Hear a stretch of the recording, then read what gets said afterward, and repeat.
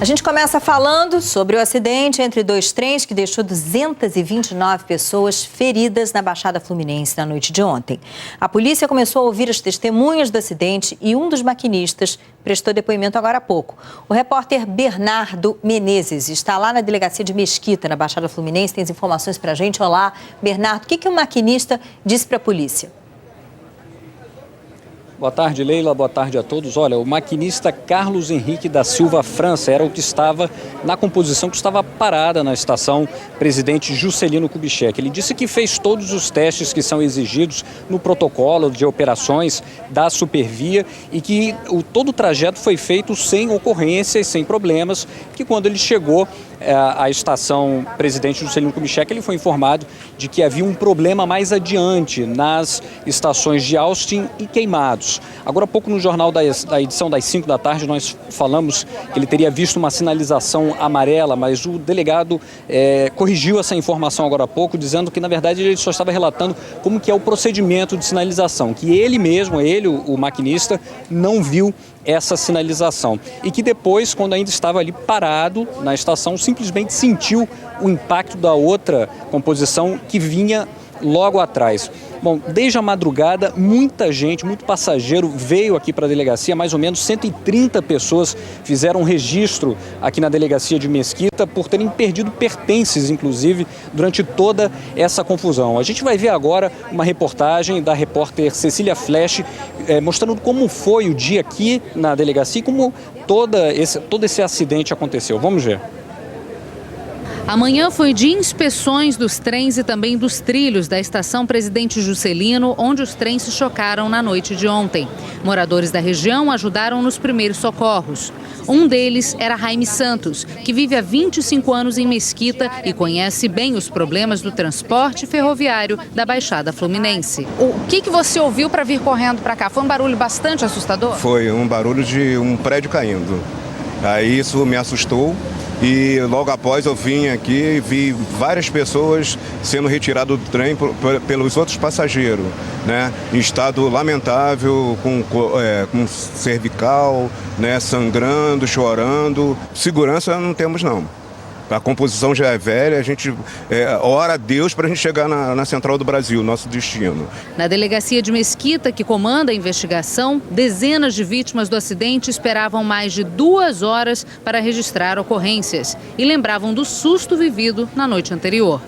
Aqui eu caí, bati no ferro e deu torção no joelho. Aí eu não estou conseguindo andar. Fui prensada na própria ferro do trem, eu fiquei prensada e me puxaram e abriram a porta do trem e me jogaram lá na estação. Muitas das pessoas que lotaram aqui a delegacia de Mesquita vieram atrás dos seus direitos. E a Supervia, concessionária responsável pelos trens no Rio de Janeiro, desde que recebeu a concessão em 1998, já recebeu 41 penalidades com multas, que somam mais de 6 milhões de reais. O delegado Matheus Almeida disse que o indiciamento pode ser por lesão corporal culposa decorrente de acidente ferroviário e também que vai pedir uma perícia complementar da Agência Reguladora de Transportes do Rio de Janeiro para verificar possíveis problemas mecânicos no trem. O secretário estadual de Transportes do Rio de Janeiro admitiu que houve falhas e que os responsáveis vão ser punidos. Não há dúvida nenhuma que houve uma gravíssima falha na operação dos trens ontem que gerou esse acidente. Isso não há nenhuma dúvida. Foi uma falha muito grave, inadmissível e certamente nós teremos que apurar responsabilidades e aplicar punições. Isso não há nenhuma dúvida. O que nós queremos são dados claros, uma investigação rigorosa para que possamos apurar as causas e punir exemplarmente aqueles que forem responsáveis. E certamente a concessionária, que é a responsável maior, será sancionada nesse processo, mas devido a toda a investigação e depois do laudo definitivo concluído. Uma outra informação aqui da delegacia é de que foi aberto também um inquérito para apurar exclusivamente a questão desses pertences dos passageiros, pertences que foram perdidos. Alguns passageiros estão dizendo que foram furtados, tiveram os pertences furtados. O delegado, então, decidiu abrir um inquérito à parte para poder esclarecer essa situação também. E hoje o presidente da Supervia, Carlos José Cunha, falou novamente com a Globo News. Ele voltou a pedir desculpas pelo acidente acidente, admitiu que houve sim uma falha, que houve um avanço de sinalização pelas composições, mas que ainda não é possível dizer se por conta de um problema na sinalização mesmo ou uma falha de comunicação com o centro de controle. Vamos ouvir um trecho dessa entrevista.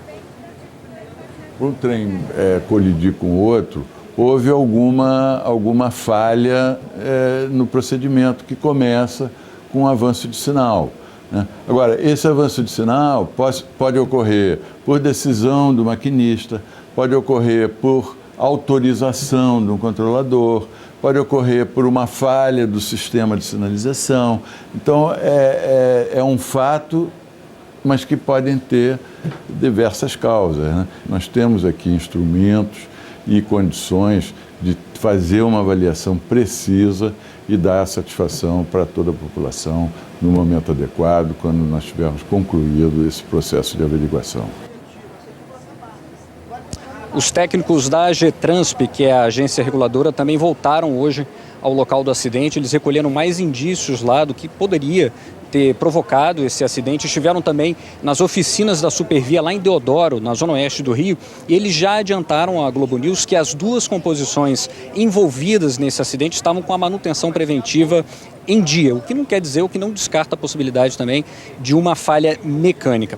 Amanhã, aqui na delegacia, estão previstos os depoimentos do maquinista da composição que bateu, que chegou à estação e bateu na outra composição, e também do coordenador do Centro de Controle de Operações da Supervia. Uma outra informação também é de que a Defensoria Pública do Estado aqui do Rio de Janeiro abriu um procedimento dentro do Núcleo de Defesa dos Consumidores para poder tentar chegar a um acordo extrajudicial, isso é, para tentar chegar a um acordo com a Supervia para que os passageiros sejam ressarcidos sem que essa questão vá para a Justiça, que poderia levar aí mais tempo para a questão ser resolvida. Vamos ouvir um trecho da entrevista com a defensora Patrícia Cardoso. Para que a gente possa ter uma noção real do que efetivamente aconteceu, a gente precisou vir em loco, conversar com as vítimas. O Hospital da Posse foi o que recebeu mais vítimas. A gente tem 5 internados ainda, com casos mais graves. A gente conversou com as pessoas, elas estão sendo assistidas, mas os casos são mais graves.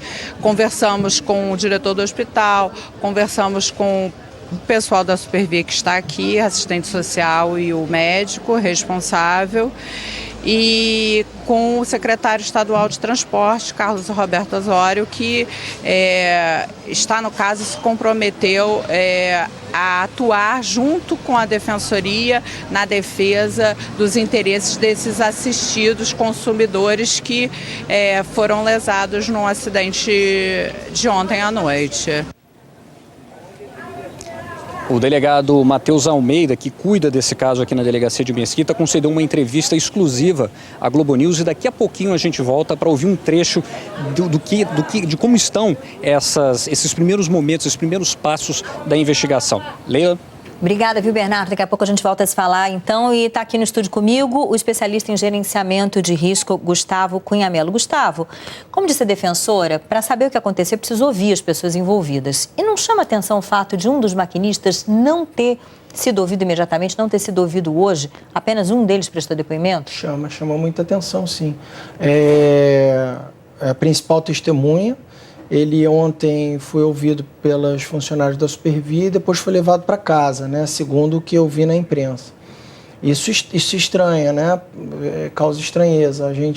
Supostamente, ele seria uma peça-chave para ser ouvida pela polícia ainda ontem e pela própria AGETRANSP, para poder explicar o que aconteceu. Ainda que sob fortes emoções, em outros acidentes aéreos, por exemplo, quando o piloto sobrevive, ele é a primeira pessoa a ser ouvida pela aeronáutica e é ouvido muito rapidamente.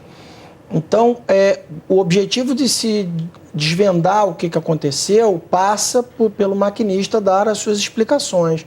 E ele parece que só amanhã que ele vai dar o depoimento. Ô, Gustavo, como é que se gerencia a cena de um acidente como esse? Porque você tem que socorrer as pessoas, isso é prioridade, mas você também não pode alterar ali o local, então você tem que manter os trens na posição que eles estavam, as peças que caíram para um lado ou para o outro, para descobrir ali o que aconteceu, que tipo de problema houve. Então, como é que se equaciona isso? Perfeito, é exatamente isso. A gente, em qualquer acidente, você tem que manter intacta, íntegra, a cena do acidente, para a investigação correr dentro do esperado. Então,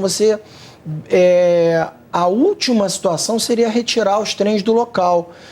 Inclusive, de madrugada, não havia tanta necessidade de liberar as vias, né, para o dia seguinte. Então, eu não enxergo isso. Eu acho que a Getrans poderia ter atuado de madrugada, investigando, fotografando, tirando medições, fazendo medições, inclusive lacrando peças e composições para que não fossem alteradas no local do acidente, não ter movimentado tudo. Parece que a perícia foi feita hoje de manhã, eles foram ao local, à garagem onde estavam os trens hoje de manhã, mas aí tudo pode ter sido mexido, né? Peças podem ter caído no caminho, coisas podem ter sido modificadas involuntariamente, ainda que involuntariamente, mas enfim, prejudica esse mexer na situação do acidente, atrapalha a investigação, não contribui.